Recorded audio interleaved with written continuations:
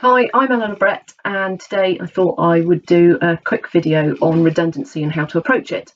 Given the circumstances of COVID-19, I'm getting a fair few questions on the topic. So in the world of HR, we talk about roles being redundant, not people. That's because redundancy is about making reductions in the business when it doesn't need roles for the following reasons. It might be a complete business closure, it might be a site closure, or simply the business needs to save costs and can operate with less employees, transitioning the work to other people, or simply the role isn't needed anymore, so a particular type of work is no longer required. My high-level tips are as follows.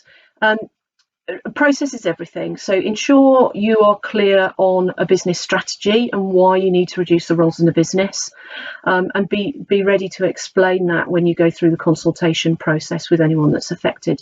So a really strong business case is absolutely imperative. Be sure to follow a fair process. If you're challenged and you fail to follow a fair process, the chances are you're going to lose, or you're going to end up paying out some money, regardless of any other good intentions that you've had. So sadly, process. Do it properly, and if you do have a policy, make sure it's also aligned to your policy as well as any legal implications or good practice. I always advise to be open and transparent, so you can do that through a proper consultation and really take time to explain to those affected why their particular roles are impacted. How you do that consultation depends on the numbers that you're dealing with, and there are some different options. If it's small numbers and individuals in individual roles, then you can probably consult on an individual level. But if you have multiple people in the same role, you actually need to pool those people and roles together, and then you have to go through a fair selection process.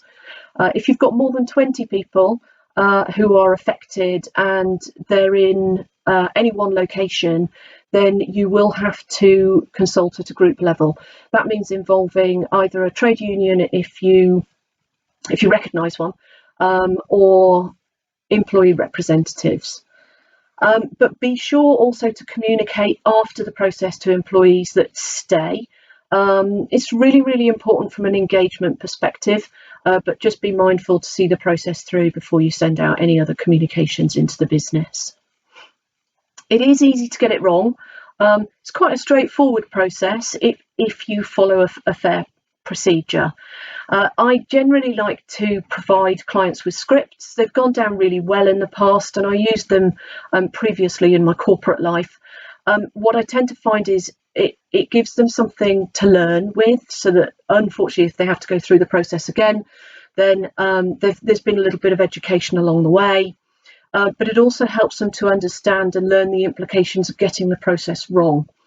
It also helps to manage the process in a much more formulaic way.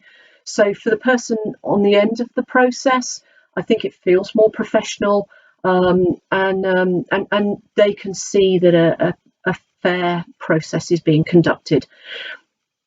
It's also a great way to make sure that the meetings are recorded, and I mean in writing. So I always leave gaps on my scripts for clients to take a note of any questions that are asked and any responses they've given. And then if an employee asks for a copy of the notes, it's really easy to actually share those documents directly.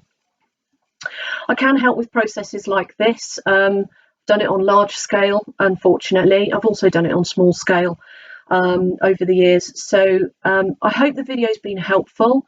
I've probably made it sound a little bit more simple than it really is. But I can't say enough. Follow a fair process, and you should be okay. If you need some help, if you need me to run a process, or you would like me to help you with some scripts, I'll be very happy to if you'd like to get in touch.